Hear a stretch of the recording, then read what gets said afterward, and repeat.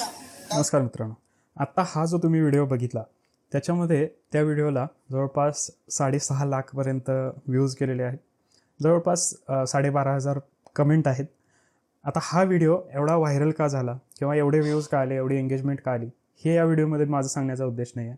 मी त्यामधला गुड नाही आहे. या व्हिडिओचा उद्देश from my perspective sales oriented marketing ह्याच्यामध्ये एक टर्म येते महत्त्वाची, त्याला ऑफर क्रिएशन किंवा ऑफर मेकिंग द ऑफर हे म्हणतात. आता ही ऑफर कशा पद्धतीने बनवायची आणि ह्याच्यामध्ये बऱ्याच लोकांना कन्फ्युजन असतं.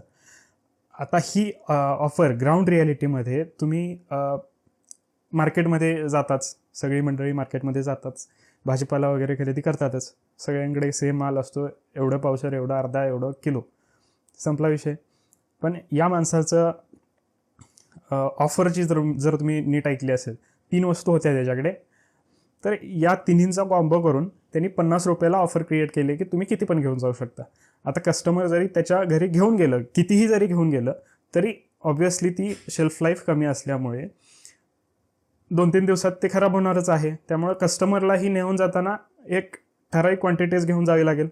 त्यामुळं कस्टमर जरी तो म्हणत असला की तुम्ही कितीही घेऊन जाऊ शकता, अनलिमिटेड घेऊन जाऊ शकता, पण कस्टमर ते घेऊन जाणार आहे का? नाही. ही एक तुम्हाला आता गोष्ट समजलेली असेल की ऑफर कशा पद्धतीने क्रिएट करतात.